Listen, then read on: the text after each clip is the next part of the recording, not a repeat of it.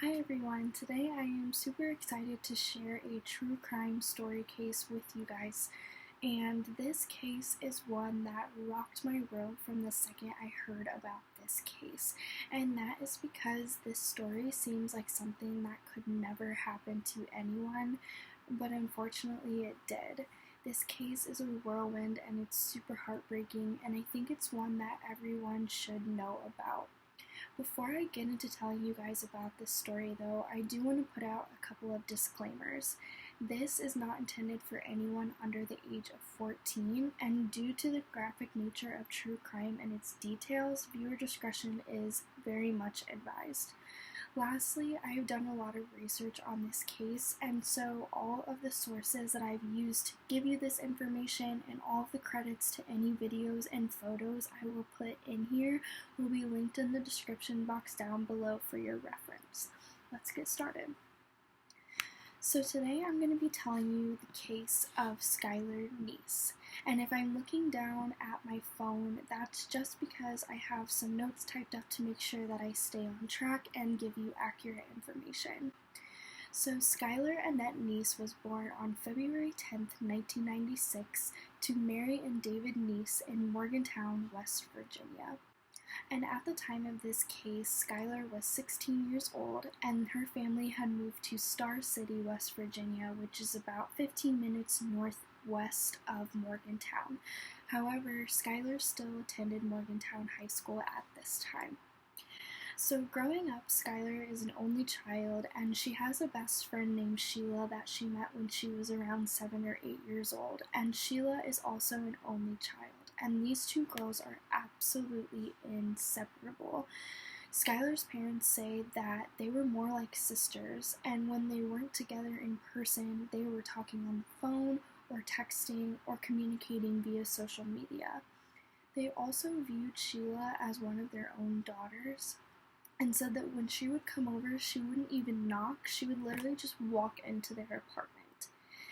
And in 2011, these girls were about to start high school, and they were a little bit nervous about how their friend group dynamic was going to change once they got to a new school with even more people that they didn't know. However, when they joined high school, they remained friends, and they actually made a new friend named Rachel Schoaf. Rachel is described as a tall, red-haired girl who was very popular and well-liked, and she was involved in the school's theater program, and she did singing, acting, and piano lessons. She fit in really well with these two girls, and they were all so close that people at school called them the Three Musketeers. However, in the fall of their freshman year, these three girls started getting more into the high school party scene. They were going to parties and drinking, and Sheila and Rachel were both becoming sexually active. However, Skylar wasn't sexually active, but she did smoke weed and she drank every once in a while with the girls.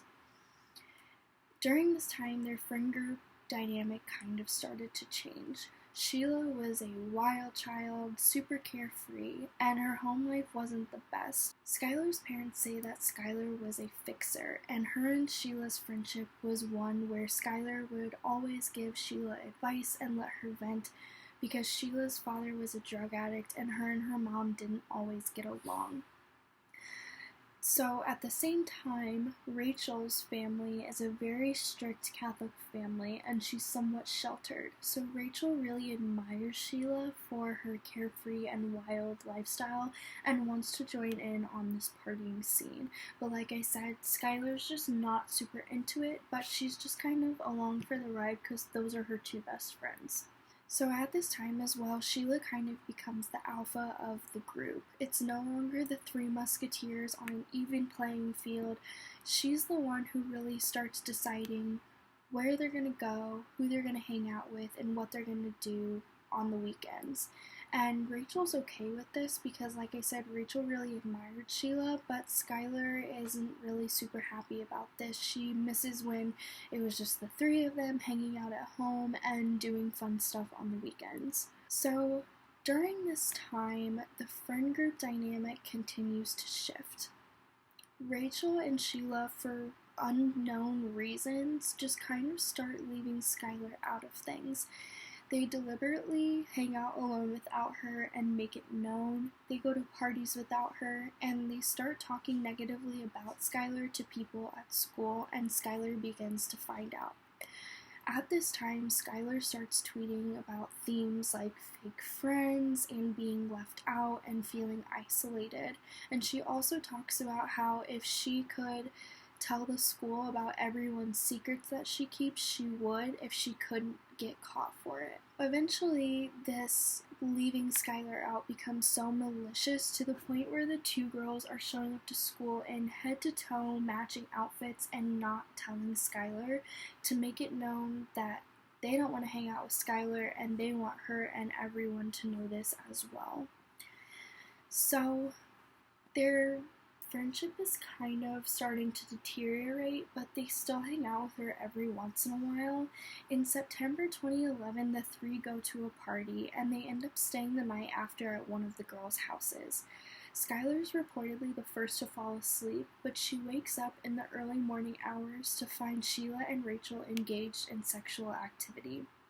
And people at school say that Skylar was super upset by this, but they don't know if it was because she just didn't approve of what they were doing, or if she was upset that her two best friends were now in kind of a romantic relationship and she would be even more left out by things. And she also apparently was hurt that they didn't tell her about this. However, after this happens, their friend group is never the same, but they still hang out every once in a while, and Sheila and Skylar still hang out alone. So, flash forward a little bit, it's the summer after their freshman year of high school. Skylar has a part-time summer job at the Wendy's by their apartment complex, and she's just excited to have her own money and something to do in the summers since she's still getting left out of things. In fact, on July 4th, 2012, Skylar tweets, "Sick of being at fucking home. Thanks, friends. Love hanging out with you all, too." On July 5th, 2012, Skylar gets home from work, according to her parents, between 10 and 10:30 p.m. When she gets home, she chats with them for just a couple of minutes and then says she's super tired and wants to go to bed because she has to work again the next day. The next day, when Dave gets home on his lunch break, he notices that Skylar isn't awake, and that's really weird. This is because their family dynamic was for Dave to come home on his lunch breaks, Skylar would drive him back to work and drop him off, and then she would have the car so that she could go to work at 4 p.m., and then her mom would pick her dad up from work on her way home. So when Dave gets home, he notices Skylar's door is closed, he can't hear her making any noise indicating that she's awake, and this is really worrisome to him because Skylar's almost always awake by this time, and she's super responsible. She wouldn't just not be awake to take care of her dad. So he goes to her door and he notices that it's locked, and so he's again very worried because this just isn't like her. He's banging on the door, trying to wake her up, but there's no response. So he gets a coat hanger and picks the lock, and when he opens the door, Skylar is not there. He calls Mary, and Mary apparently isn't super concerned. She's like, she's a teenage girl, it's summer, maybe she left with her friends after we went to sleep and is just not home yet or is gonna get her own ride. She never skips work, it'll be fine. He also notices that there is a bench pulled up to Skylar's window, and her screen to her window is popped out and on the ground. So he thinks, okay, maybe Mary was right. Skylar is just, being a reckless teenager. She snuck out. She'll either be home or she'll find her own way to work. But he's still a little bit worried. Mary then tells him when he gets into contact with her later that they should just wait until 4:30 to see if Skylar ever showed up to work, and if she doesn't show up, then they can be concerned and call the police. But at 4:05 p.m., Skylar's manager from Wendy's calls her parents to inform them that Skylar never showed up to work, and this is when they start to realize that something is really wrong. Whether Skylar snuck out at night or not, she wouldn't go this long without getting a hold of her parents or coming home, especially because her parents noted that her phone charger was still there and none of her personal belongings were missing. So when they call the police and the police show up, they see that there's evidence that she snuck out, and so they know that either she snuck out and just isn't coming home or she ran away. But her parents insist that Skylar wouldn't run away, and she couldn't have run away because none of her stuff is missing. Her parents also decide to call her best friend Sheila to see if Sheila knows where Skylar may have gone or if she saw her the night before. When Sheila shows up, Sheila says that she did see Skylar last night, that her and Rachel picked Skylar up around 11 p.m. to go on kind of a joyride to just hang out and smoke weed, and that they dropped her back off around midnight. But they didn't drop her off at the apartment complex. They dropped her off about 2 blocks from the complex because Skylar was worried if they pulled up, her parents would hear the car and know that she had snuck out. So their next step is to check the apartment security footage to see if this actually happened and if Skylar ever made it back home from hanging out with Sheila and Rachel. When they look at the security footage and start around 11 p.m., they don't see any evidence of Skylar being picked up by Sheila.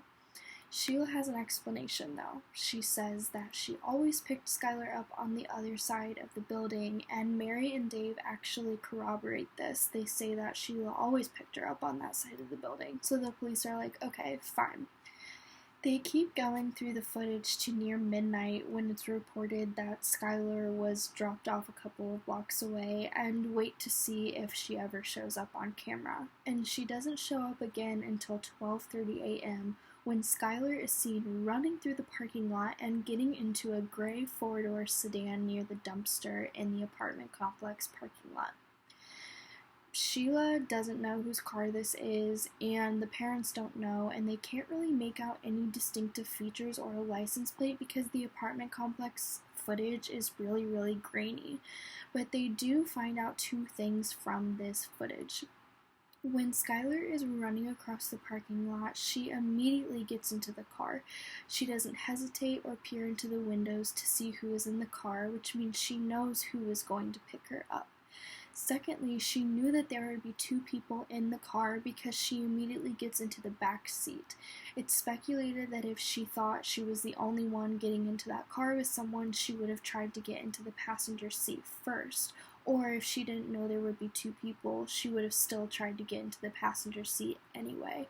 So the police at this point aren't going to give an Amber Alert out because Skylar left willingly in this car, and it again goes along with their theory of either she was sneaking out to go somewhere she shouldn't have or she ran away with these people. At this point, the police also want to talk to Rachel to corroborate Sheila's story, but unfortunately Rachel had actually left that morning because she was going to a Catholic summer camp for 2 weeks with no cell service. So sadly, they would just have to wait those 2 weeks and hope that something new came up before Rachel came back.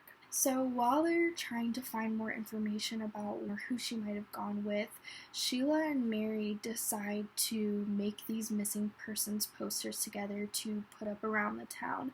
Sheila also takes the initiative to post photos of Skylar and her and Skylar together on social media to raise awareness for her disappearance. But nothing new really comes up.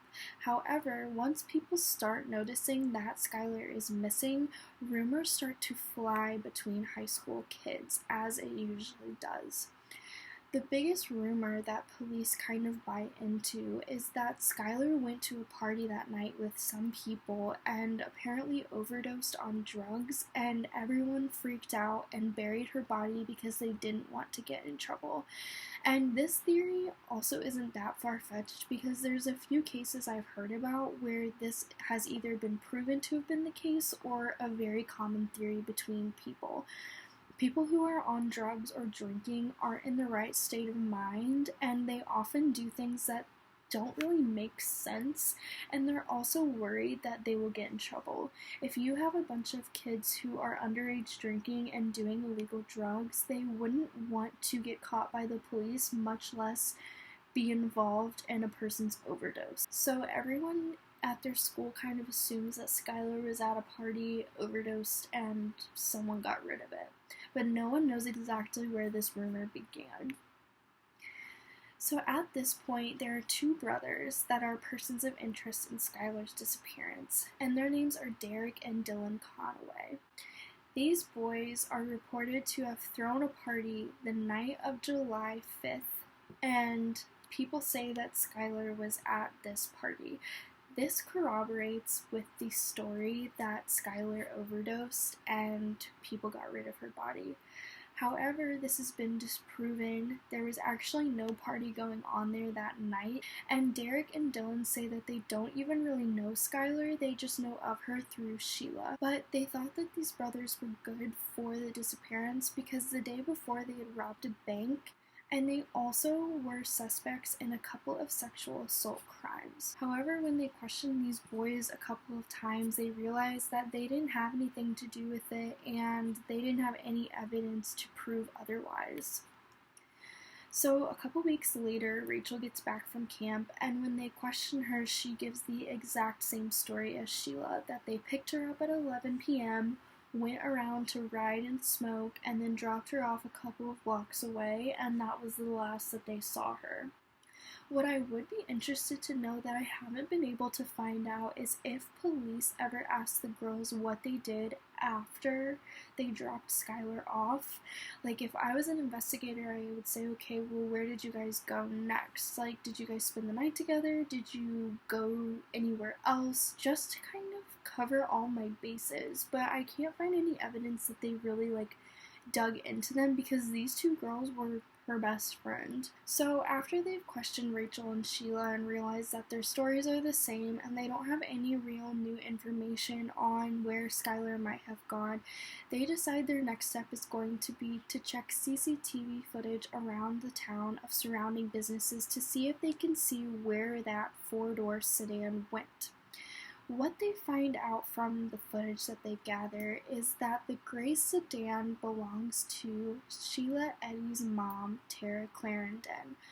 Another thing that they find out is that this vehicle goes west on the main road rather than east. When Rachel and Sheila were originally questioned, they told police they traveled east towards Morgantown away from Star City, but when they figured out this car belonged to Sheila, they also knew that they were lying about their story because not only did they not pick her up at 11 p.m., but they were the ones that picked her up at 12:30, and they drove in the opposite direction that they originally told people. When they find this out and question them, the two girls' stories don't match up. Rachel says she can't remember because she was too high, and Sheila just sticks with her original story, acting like she doesn't know what they're talking about. So at this point, the investigation really starts to shift.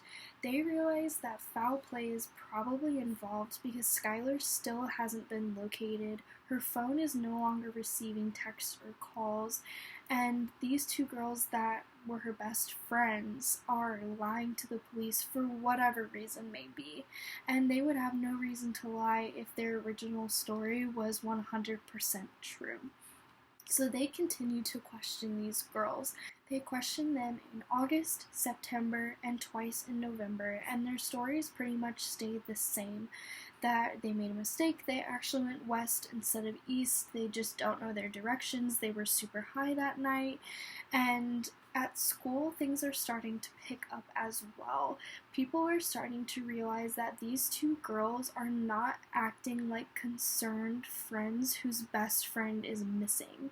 And people knew that these girls were having problems. There was a story told by one of Rachel's castmates in their theater program at school. One day at rehearsal, Rachel had told him to listen to a conversation that Sheila and Skylar were having on the phone, and they were arguing. What Skylar didn't know was that Sheila had put them on a three-way call, and this boy reports that Rachel was laughing and telling people to listen to the conversation. So people at school know that they are having problems. They were the last people to see Skylar alive, and they're not acting how concerned best friends would act. Their Twitters are just talking about tanning beds and going out and drinking and watching TV and just not the language of someone whose best friend like has been missing for 4 months. In late 2012 as well, one of the investigators on the task force team begins a Twitter account posing as a teenage boy to try and get an interaction with either Rachel or Sheila to maybe see if they know more than they are talking about. And at the same time, investigator Jessica Colbank from the local police district states that anytime she interviewed these two girls, Sheila's behavior was just completely off, similar to what people at school were saying, that she just wasn't acting like a concerned friend, and her story was so rehearsed that it just didn't seem right. And then additionally, every time they questioned Rachel, she just seemed so terrified of these officers and nervous, and they also noted that these two girls' stories were exactly the same. Everything they said was the exact verbatim every time, and it matched theirs verbatim, which is not what people do. If me and my friend were at a police station and telling someone a story about something that happened to both of us, the details would be similar, but the language would not be the same because me and my friends don't talk the same way.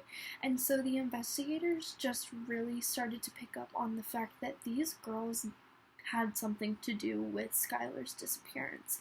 Sadly, though, the investigators just don't have any evidence to go off of. They don't have any evidence to even get warrants of any kind. They're just hoping that at some point they will get a break in this case.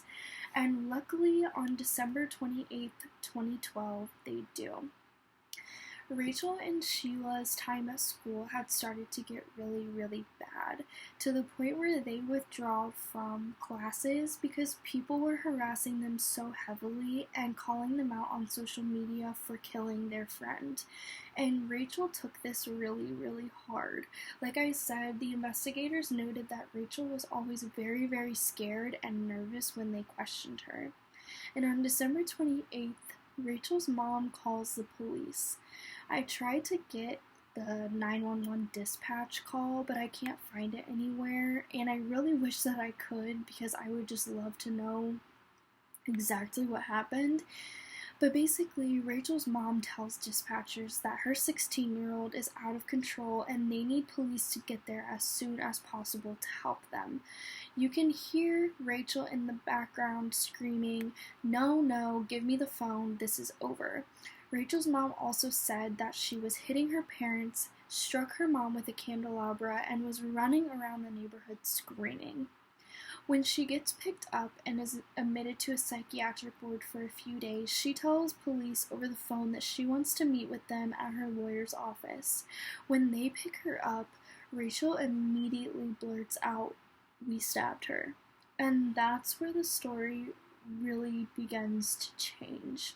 Rachel basically says that she started to feel so guilty and regretful about what she got caught up in that it just got the best of her, and that when people at school started explicitly calling them out, she just couldn't handle it anymore. This led to her psychotic break, and she just wanted to come clean. So she walks the detectives through everything. She says that her and Eddie planned to kill Skylar a couple of months before her disappearance in science class. It's not clear who, but one of the girls jokingly suggested that they should just kill Skylar, and the other agreed, and from there, Skylar's fate was sealed. They decided that the best night to do this would be the night before Rachel left for her summer camp because she would be gone for 2 weeks and wouldn't be able to be questioned, and no one would suspect that Rachel would do something like this the night before she was supposed to be leaving for camp. In their kill kit, Rachel brought a shovel of her dad's, Sheila brought 2 kitchen knives, and they also brought bleach, cleaning supplies, gloves, towels, cleaning clothes, and then clean clothes to wear home after. So on the night of July 6th, Rachel says that Sheila and her text Skylar and ask her to come with them. They're going to pick her up and they're going to go smoke. Because of everything that's been going on in their friendship, Skylar is really hesitant at first. She's just sick of back and forth with them, and you know, like I had said earlier, they hung out with other people on July 4th and didn't invite her. but they kept texting her, encouraging her to come with them because they wanted to just hang out. And so Skylar agrees. The eeriest thing, though, is that about 2 hours before this happens, Skylar tweets, "You doing shit like this is why I will never completely trust you." And I wish, from the bottom of my heart, that Skylar would have listened to her instincts just a couple hours before and not gone with them. However, what Rachel says is that Skylar agrees, and they're seen on the footage picking her up around 12:30, and they go on a ride. Like I said, they were heading west, and the CCTV footage didn't cover far enough in their jurisdiction to see where the car ended up.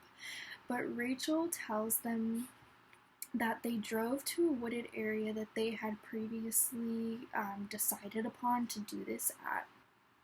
They pull off of the road, and when they get out of the gravel car, Sheila says something like she forgot her lighter in the car or something like that. What Skylar doesn't know is that the girls have knives wrapped in towels concealed on their body. When Sheila says she needs a lighter, Skylar says, "Oh, I have one in the car, I'll go grab it." And when she turns around, Rachel and Sheila count to 3. This was their agreed upon signal to begin attacking Skylar. And another eerie tweet that I found from this research, on April 1st, 2013, so well after this happened, Sheila Eddy tweeted, "We really did go on 3," which is just absolutely psychotic. Rachel tells police that they begin stabbing her, and at one point Skylar actually gets the knife from Rachel and stabs her, and it's unclear from reports because it conflicts, but they say she was either stabbed in her knee or her ankle, and while this happens, Sheila comes up and just finishes the job.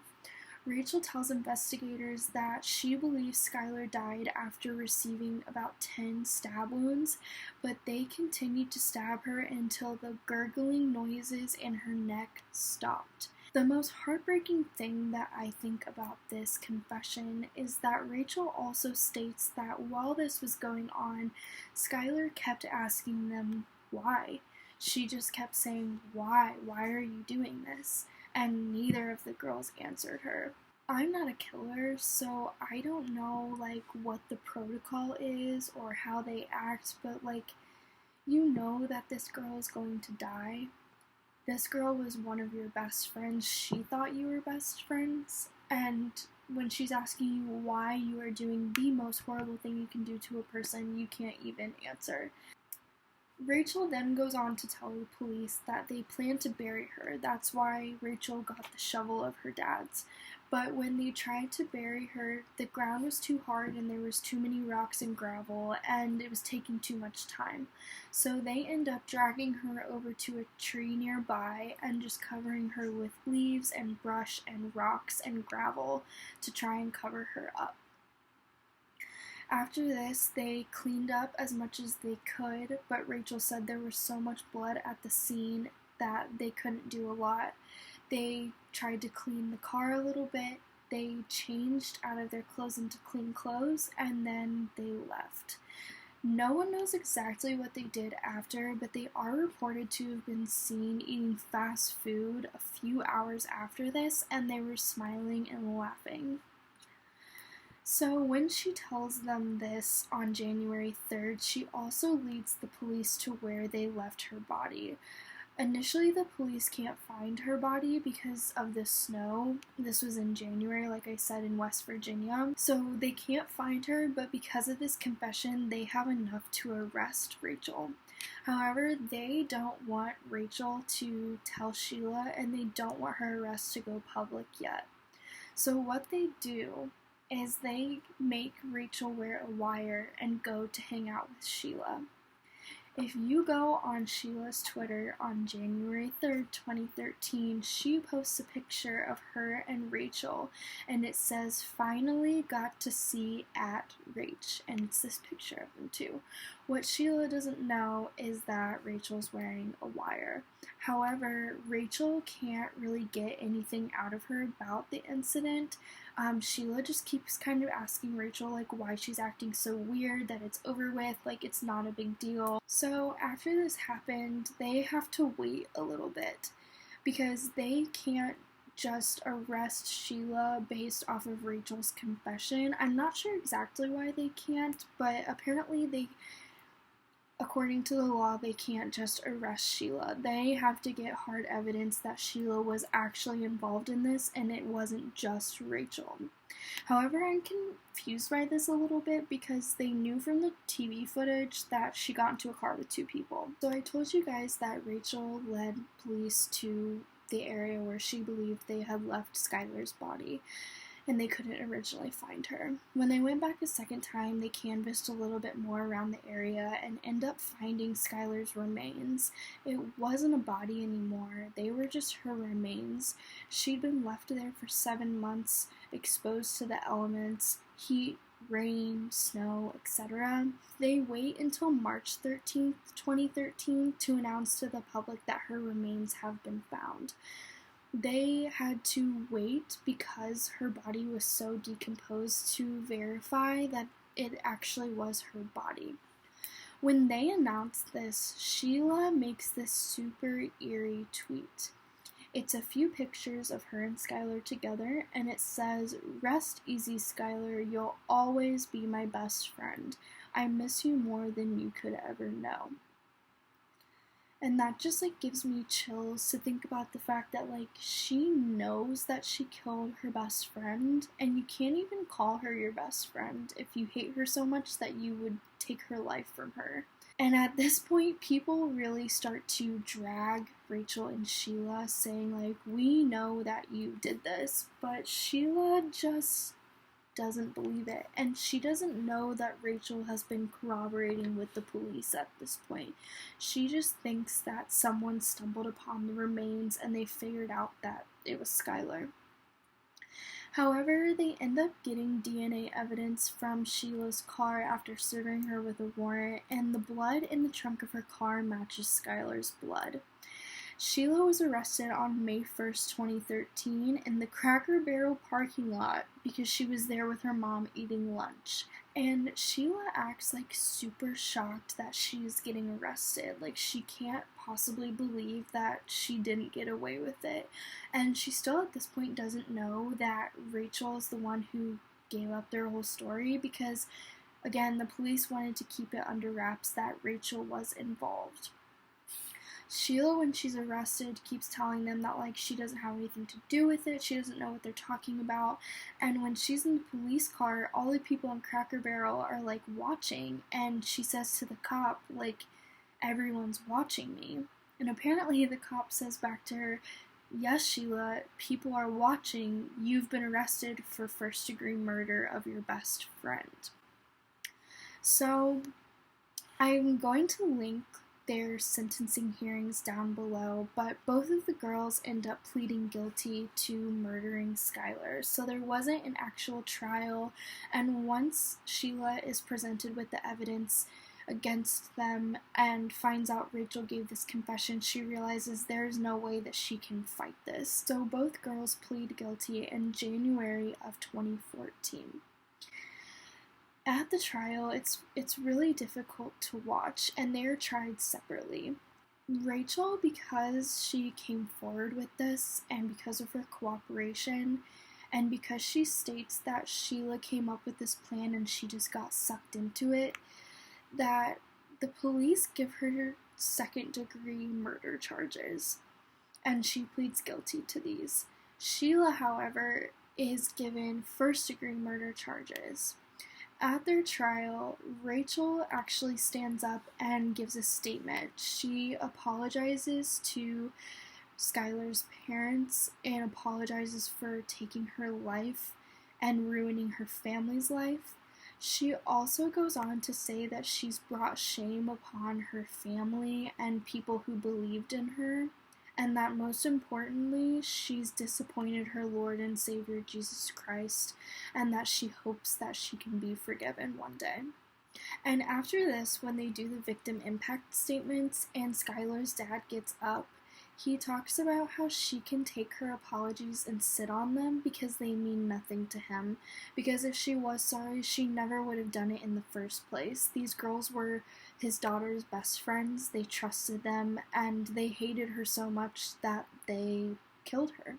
At the trial, when they talk about Rachel's confession, the prosecutor says that Rachel told the police the reason that they killed her was because they didn't like her and they didn't want to be friends with her anymore. Other people speculate that the real reasoning is that their friendship was starting to deteriorate and they were really worried that Skylar was going to tell people about Sheila and Rachel's romantic involvement. However, that's completely speculation. But Dateline NBC, when they came out with an episode about this case, they really hammered down on that theory. Sheila's case is a lot different. She's instructed by her attorney to not speak at all because she's getting first-degree murder charges rather than second-degree. The difference between those is in West Virginia, when you're charged with first-degree murder, the automatic penalty is life imprisonment. Whether or not you get parole is up to the discretion of the judge involved. Because Rachel got second-degree murder, her maximum sentence would have been 40 years. They also wanted to push for both of these girls to be tried as adults, even though they were only 16 at the time of the murder, due to the horrific nature of the crime. The prosecutor also states this, and many of the victim impact statements talk about how they should be tried as adults because their actions were those of adults. They took a person's life who trusted them, and they shouldn't get any leniency. However, the attorney for both Rachel and Sheila says that what they want to do is keep them in juvenile detention until they turn 21 and then transfer them to an adult facility. Rachel was sentenced to juvenile detention and was told she'd be transferred to adult prison when she was 21. That would have been in 2017, so she is in adult prison now. Sheila was also remanded to juvenile detention, but as soon as a bed opened up in adult prison, she would be sent there. So rather than waiting until she was 21, she would be sent to a real prison as soon as a space was available for her. Rachel was sentenced to second-degree murder with a maximum sentence of 30 years, and she's eligible for parole in 10 years. This will be 2024, and she will be 28 years old. Sheila was sentenced to life in prison for first-degree murder, and her parole eligibility is in 15 years in May of 2029. She will be 33 years old. One of the most positive things that's come out of this case is the passing of Skylar's Law that Mary and Dave Neese pushed for. This law states that any minor who is reported missing receives an Amber Alert sent out to the area regardless of if they think it's a kidnapping case or not. Although this wouldn't have helped in Skylar's case since she was already dead by the time she was reported missing, it'll help other families whose kids are missing in the hopes that their outcome isn't like Skylar's. Skylar's family also created a memorial at the site where her remains were found. Dave Neese says he wanted to make something good of a gruesome crime scene and somewhere where family and friends could come to visit and be with Skylar. At the site, there is a painted bench next to the tree where she was left that says David and Mary's Angel, 1996 to 2012. There is also a photo of Skylar on the tree with other pictures and notes of hers.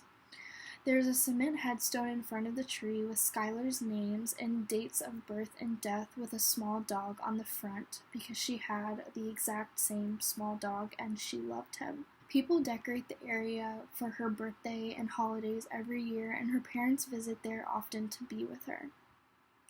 This case also made national headlines. I was the same age as these girls when this happened, which is really crazy to think about because when I was 16, I wasn't so angry with my friends to ever consider hurting them, much less murdering them. And I think I was just so young that I didn't really notice this case. But it did make very national headlines. 2 books were written by investigator Geoffrey and journalist Daleen. These books are called The Savage Murder of Skylar Neese, The Truth Behind the Headlines, and a follow-up book called Pretty Little Killers, The Truth Behind the Savage Murder of Skylar Neese. Because there's a lot of information you can get from this book that you can't find on the internet. It just talks more in depth about, the girls' friendship before this happened, Skylar's upbringing, the girls' upbringing, what people thought at school, teachers were interviewed, etc. And so I really recommend looking it up.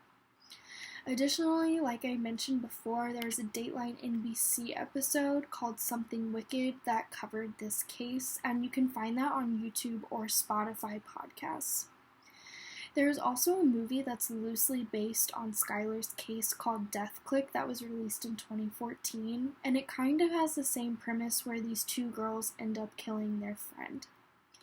There was also a Dr. Phil episode that Skylar's parents aired on that discussed this case, and they also met with Dr. Oz on his television show as well. One of the biggest things that I want people to remember from this case is to remember Skylar's last tweet. She said that you doing things like this is the reason I will never fully trust you, and I think that's just proof that we need to listen to our instincts. If she would have, she might still be here today. We all need to keep Skylar's story alive. I think that people need to remember this case because if those girls really do get released, people cannot just let them continue to live their lives while Skylar is no longer here. I like to think that rehabilitation is a possibility, but if these 2 girls can make a plan to kill their best friend months in advance, it doesn't really strike me as this is like a one-time thing or a heat of the moment. They had the opportunity to think through this and be like, is this really what we should be doing? I just think that in honor of Skylar and out of respect for her loved ones that we need to remember that this happened to her and remember these 2 girls' names as well, just in case they do get released in a few years.